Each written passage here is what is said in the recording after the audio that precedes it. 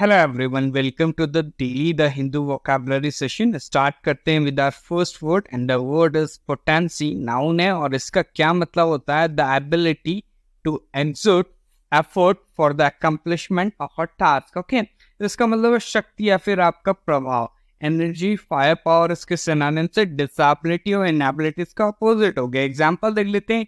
Any vitamin of high potency should only be taken in the proper dose. Okay, तो उच्च शक्ति वाले किसी भी विटामिन की क्या होनी चाहिए? उचित खुराक में उसको क्या होना चाहिए? लिया जाना चाहिए। ओके, ताकि आपकी बॉडी अच्छे से बन सके। तो कई होता है जिम में जाते हैं, ये पाउडर लिया वो पाउडर लिया, तो उससे क्या होता है? थोड़ा सा इश्यू हो जाता है। ओके, तो एक प्रॉपर डाइट होती है, प्रॉपर तरीका होता है विटामिन लेने का।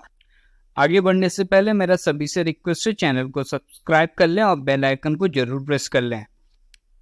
नेक्स्ट है आपका पुल आउट फ्रेजल वर्ब है। इसका क्या मतलब होता है आपका? It is used about a car etcetera to move away from the side of the road. Okay, तो एक कार आदि जो सड़क के किनारे से आगे बढ़ रही है। ओके, या फिर उसका बढ़ जाना सड़क के किनारे से। एग्जाम्पल देखिए, I braked as a car suddenly pulled out in front of me. तो मैंने ब्रेक लगाई जैसे ये कार अचानक मेरे सामने से निकल आई। ऑब्वियसली बात है, रुकी गई, ब्रेक लगाई गई। ओके, चलिए आगे बढ़ते हैं। नेक्स्ट है आपका सेम्बलर्स। नाउन है, इसका मतलब होता है स्टेट ऑफ कंप्लीट डिसऑर्डर और कंफ्यूजन, पूर्ण अव्यवस्था या फिर आपका अस्त व्यस्त या फिर गड़बड़। ओके, कंफ्यूजन और डिसअरेंजमेंट इसका क्या सिनोनिम है? ऑर्डर और ऑर्डरलीनेस इसका अपोजिट है। एग्जांपल देख लेते हैं। She has made a complete semblance of her life. Okay, तो उसने क्या करा? अपने जीवन की पूरी तरीके से जर्जर बना लिया, मतलब अस्त व्यस्त कर दिया। कभी कुछ कर लिए, कभी कुछ कर लिए, तो दैट इज सेम्बलर्स। ओके, चलिए आगे आपका एक फ्रेज है गिल का, that is green around the gills. इसका मतलब होता है आपका ऑफ अ पर्सन लुकिंग और फीलिंग अनवेल और वी कैन से नॉसियस। ओके, तो किसी व्यक्ति का अस्वस्थ या मिचली दिखाना या महसूस करना। एग्जाम्पल देखिए, some of the passengers looked kind of green around the gills after the trip. Okay, तो यात्रा के बाद जो कुछ यात्री है ना, वो गलफड़ों के आसपास हरे भरे दिख रहे हैं, मतलब भाई वो अच्छा फील नहीं कर रहे, मिचली हो रखी है किसी को, या फिर मिचली महसूस कर रहे हैं, या फिर आपका अस्वस्थ है। चलिए आगे बढ़ते हैं। नेक्स्ट है आपका डिस्पैरेट एडजेक्टिव। इसका मतलब होता है कंसिस्टिंग ऑफ पीपल और thing that are very different from each other in character और क्वालिटी। व्यक्ति या वस्तु जो आचरण और गुणों में बेहद भिन्न हो, बहुत अलग अलग। अनइक्वल डिफरेंट सिनोनिम्स है, इक्वल और कोऑर्डिनेट इसका अपोजिट हो गया। एग्जांपल देख लेते हैं आपका। The two cultures were so utterly disparate, okay, that she found it hard to adapt from one to the other। इसका मतलब है दोनों जो संस्कृतियां हैं वो इतनी भिन्न थी कि उसे एक से दूसरे में ढलना बहुत कठिन लगता था। That is desperate. आगे बढ़ते हैं। नेक्स्ट आपका वन वर्ड है हमारे यहाँ पे, to avoid answering a question directly in order to hide the truth. छल कपट करना, झूठ बोलना, तो दैट इज प्रिवैरिकेट। वो भी ध्यान रखिएगा। एग्जाम्पल देखिए, ही seemed to prevaricate when the lawyer asked him direct questions। तो जब वकील ने उसे सीधे सवाल किए तो वह टाल मटोल करने लग गया, मतलब झूठ बोलने लग गया, छल कपट करने लग गया। तो that is prevaricate।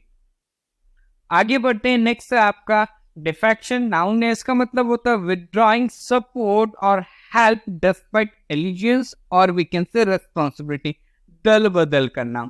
Disagreement, Discord synonym से कॉन्फॉर्मिटी, ऑर्थोडॉक्सी इसका अपोजिट हो गया। एग्जांपल देख लेते हैं आपका। Recent changes in policy have resulted in large scale defection from the party. तो नीति में हाल ही बदलाव ने क्या करा आपका? इसका परिणाम स्वरूप ये रहा कि पार्टी में बड़े पैमाने पर क्या हुआ? दल बदल हुआ। तो मतलब पॉलिसी चेंज होगी, अच्छी में ले होगी, दूसरी पार्टी में भाग। नेक्स्ट है आपका डेब्री। नाउन है, इसका मतलब होता है pieces from something that have been destroyed specially in accident. मलबा, दुर्घटना आदि में विनष्ट वस्तु के टुकड़े। ओके, तो ट्रैश और वेस्ट सिनोनिम से कैच और जैम इसका अपोजिट है। एग्जांपल देख लेते हैं। Debris from the aircraft was scattered over a large area. तो विमान का मलबा बड़े क्षेत्र में बिखर गया। नेक्स्ट जो वर्ड है हमारे पास वे आपका लेवी वर्ब है। इसका मतलब होता है to officially demand and collect money, कानूनी तौर पर धन की मांग करना और जमा करना, कानूनन उगाही करना हम कह सकते हैं। इम्पोस्ट और टैक्स सिनोनिम से डिस्चार्ज, मस्टर आउट इसका अपोजिट। एग्जांपल देंगे, a new tax was levied on consumers of luxury goods, तो विलासिता की वस्तुओं के उपभोक्ताओं पर एक नया कर लगाया गया। तो जिनके पास लग्जरी गुड्स होंगे उनको नया टैक्स पे करना पड़ेगा।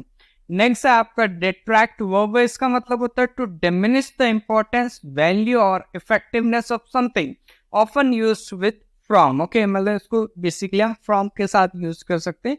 डिट्रैक्ट फ्रॉम समथिंग, हम इसको याद रख लीजिए, फ्रेजल वर्ब की तरह हम इसे यूज करेंगे। मतलब किसी चीज के महत्व, मूल्य या प्रभावशीलता को कम कर रहा।